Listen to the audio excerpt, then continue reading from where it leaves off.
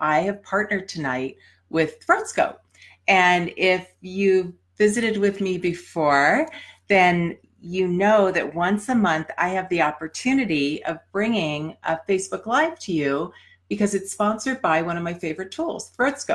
If you're not familiar with these, I'll just tell you really quick while everybody's coming in. Hi, everybody. Hi. This is a tongue depressor that lights up. Isn't that cool? Yeah, it lights right up. And tonight, Throat has generously agreed to give away a starter pack, meaning that you'll get a starter pack here of Throat and some additional tongue depressors to go along with it. This pack comes with one in the front, one in the back, and they'll send you an extra box too, because these are recyclable. You don't want to reuse them with clients, but they are less expensive than those flavored tongue depressors. So I use them all the time. And as a mom, I sure wish I had these when my kids were little. So we're going to be using this tonight to talk a little bit about how to teach kids to chew. How to teach kids to chew. So, oh my gosh, so many people are here already. Tell you what, you guys, this is what I'm going to do. What I do every time is I am just going to put in the comments here how you can win that starter pack, okay?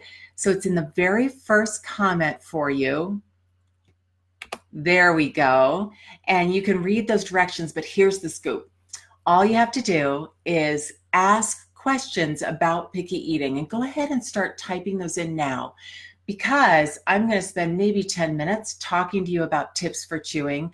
And then if you've got any questions about kids who are picky eaters, whether you're a parent or a professional, I'm going to be answering those live tonight. So be sure to start typing your questions in now.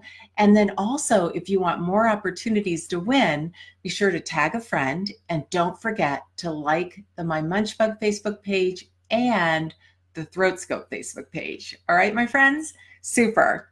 So here we go. Here we go. We're going to be talking about 5 tips to help babies learn to chew. I want you to be thinking about a 6-month-old baby. Typically, we start solid foods right around 6 months. Some babies a little bit sooner, but definitely by 6 months. And those babies don't have a lot of teeth yet, do they? No. So I want you to think about what skill they already have. What they can do is they can smush their tongue up to the roof of their mouth. It's similar to sucking. It's not quite the same thing, but the basic motor pattern is there. And that's why babies learn to breast and or bottle feed before they go to solid foods. Now, I know a lot of you are going to have questions about baby lead weaning, baby self-feeding. We might get into that a little bit later, but I just want to mention that all of my books are right over my shoulder, and baby self-feeding is the one that is going to give you the most information for kids 6 months up to 18 months, which are the kids we're talking about now, in terms of following the guidelines from the American Academy of Pediatrics on how to practice self-feeding practices, yet not skip the purees. So we're going to be talking a lot about that tonight. Okay, but I have to tell you, where we're going to start is I couldn't bring a real baby here in my office tonight, so I brought you this guy. And you might notice that he doesn't have a shirt on, because our little 6-month-olds, feeding specialists will often just have the parents take off the shirt, position the little kiddo in the high chair so that he's in a nice upright angle. See how his hips are at a 90-degree angle? And ideally, depending on how big the kid is and the size of the chair, we might like a little bend in the knee. But this is for sure the position that we're looking for. Now, when we're all done here, I'll post a couple articles in the comments for you all about proper positioning. But let's get back to this guy's mouth, okay? So here's my little 6-month-old, and I'm going to show you, using my light up throat scope, that babies typically start working their tongue before they do anything else. That's the baseline skill. But what is it that he really needs to do with the food? Well, other than just mashing it on the roof of his mouth, okay, what we need to do is teach him how to push the food over to the molar area, and then chomp on it a few times, and then use his tongue to gather it back up and close his little lips and swallow. Now, A lot of parents think this just happens naturally, and sometimes it does, but there are a lot of things we can do to boost this skill along so that baby stays safe and enjoys a variety of foods. What I want you to know, first and foremost, is we're going to be talking about purees. And as much as I love a baby's self-feeding and even self-feeding purees, I really encourage my families not to skip purees. Speech pathologists who specialize in feeding typically don't recommend avoiding purees altogether. I know that we often see children who maybe need a little bit more help with feeding skills, so we tend to start with purees for that point. But even gosh, I have two beautiful grandnieces right now, and I really recommended to their wonderful moms that, don't skip the purees. Start with those at first. And the main reason why is it's a thickened liquid. And what a puree does is it helps that child learn to move that bolus, that little bit of food, back to the posterior portion of his mouth and swallow it very, very comfortably. So the beauty of starting with a variety of purees also means that baby's first tastes of all sorts of flavors offer plenty of opportunities to practice that comfortable swallowing with that pre-mashed food before ever having to chew. You can just do it for a couple days if you want, but I really recommend that you keep up with it periodically because frankly, adults eat purees. I had yogurt this morning for breakfast. We don't want kids to avoid certain textures. The other thing I want to mention that will help with chewing is that purees on babies' fingers, right here, right? When babies are playing in food and they're doing a little bit of self-feeding, that puree on their finger provides 3 types of sensory feedback that helps to develop feeding and chewing skills. So first, the brain detects the feel of the puree on baby's finger. So first he gets that feedback. Second, the brain recognizes the same puree on the tongue and on the gum lines. Now it's gotten twice the feedback. So third, the brain gets feedback from the baby's fingers, which then signals the tongue and jaw to begin to move. So parents, watch this at home when you're working with your babies. As they're starting to play in food, you'll often see them start to suck on their lip or mouth a little bit, or maybe even drool. And that's because of that feedback loop that we were just describing. Now, of course, this is going to be a little bit messy, right? That's why we have a shirt off, but that's really how kids learn. The other thing I want to talk to you about is using a thicker puree. So that's my second tip. First of all, start with purees. And after you've done a few days of thin purees and baby's doing well, I want you to go with something a little bit thicker.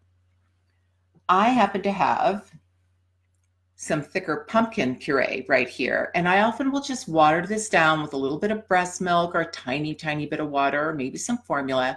But that literally is just straight out of the can. And that's a lovely thick puree for babies. What I want to show you is that when you're using your spoon, now this is a maroon spoon, we call it. Feeding therapists love this spoon. It's nice and flat. But parents, any sort of really flat, small spoon like this, a Gerber coated spoon, for example, that works fabulously. What you're going to do is with this thicker puree is you have a variety of ways to introduce it to baby. And you can do this with the thin as well. But right now, I just want you to focus on this a little bit more challenging food.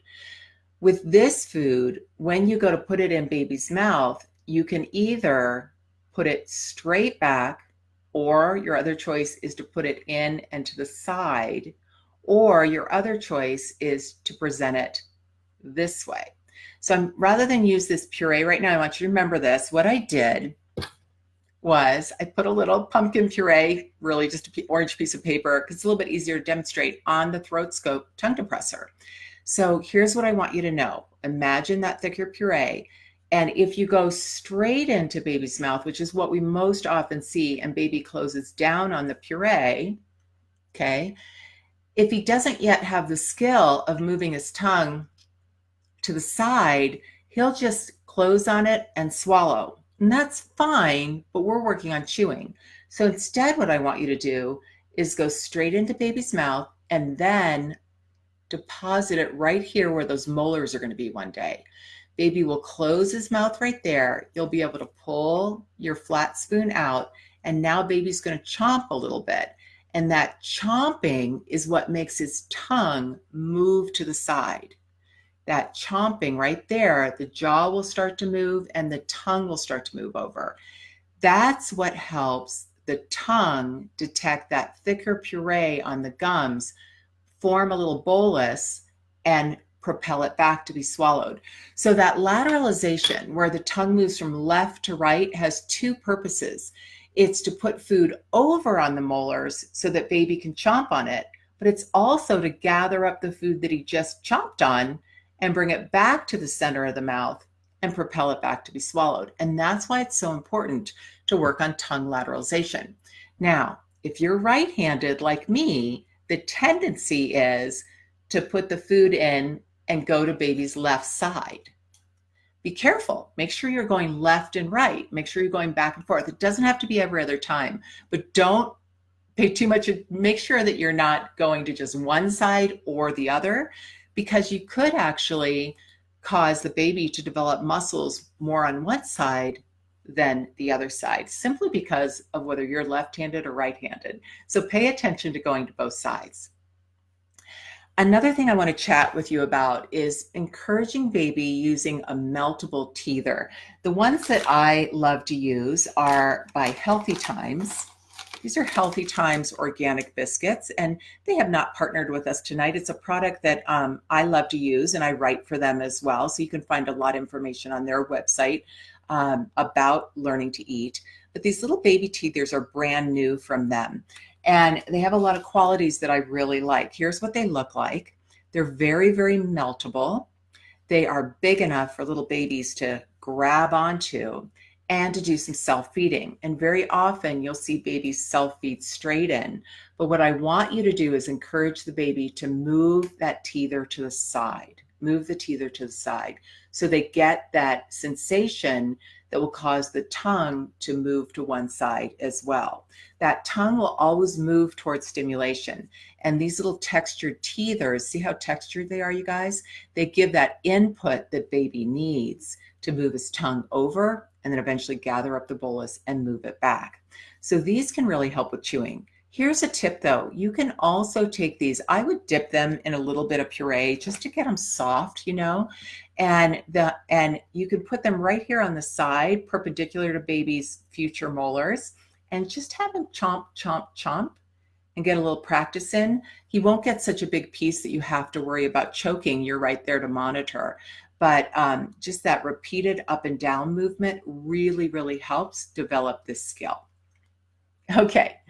So the other thing I want you to know is that you can also use safe start solids like pieces of avocado, these meltable teethers. I love long strips of squash or a sweet potato. You can bake a sweet potato in a microwave in like 10 minutes and use that over the next couple days. You don't want it to be too soft, but just enough that baby could still grab onto it and squish it and get some practice.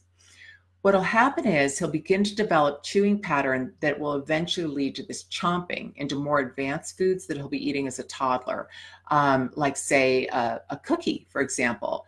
A graham cracker is another really great example. Babies could start with that, but they usually just kind of mush it and melt it, and all that saliva mixes with it. It's just becomes so messy. The older kids learn how to snap off a piece, chew, and swallow cleanly. So just the difference in feeding development. The main thing to remember is that what you're doing now in terms of boosting these motor skills are going to help with these more advanced foods like a 2-year-old biting into an apple slice, for example. Here's a bonus tip for you too. You can also use textured spoons. Let me show you what I mean. I love a Y-chew. There's a variety of different chewies that you can use, but see how they have a little bit of texture on each side? That's what you're shooting for. Any teether like that, any chewy like that.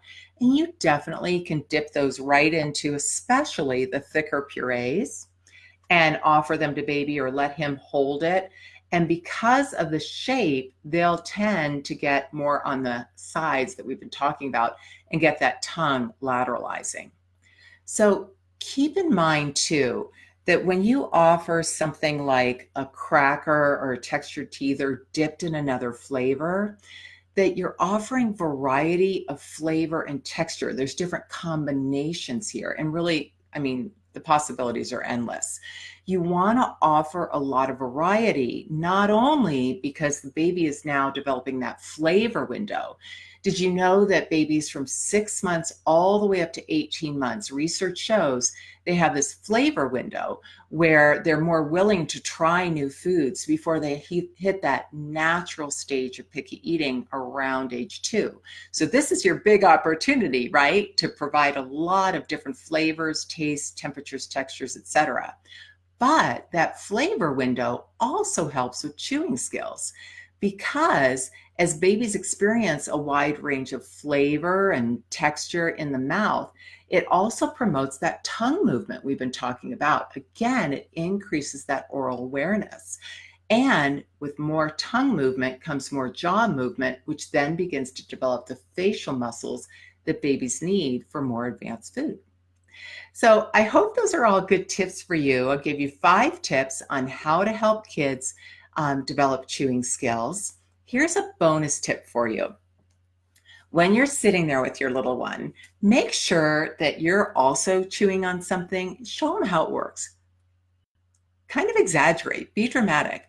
Even better, if there's any way that you can position a mirror in front of the two of you, maybe you can sit side by side and the two of you can chew into the mirror. Babies love that kind of thing. They love mirrors, don't they? So it's a great way to really help baby become aware of what he's here to work on, which is chewing.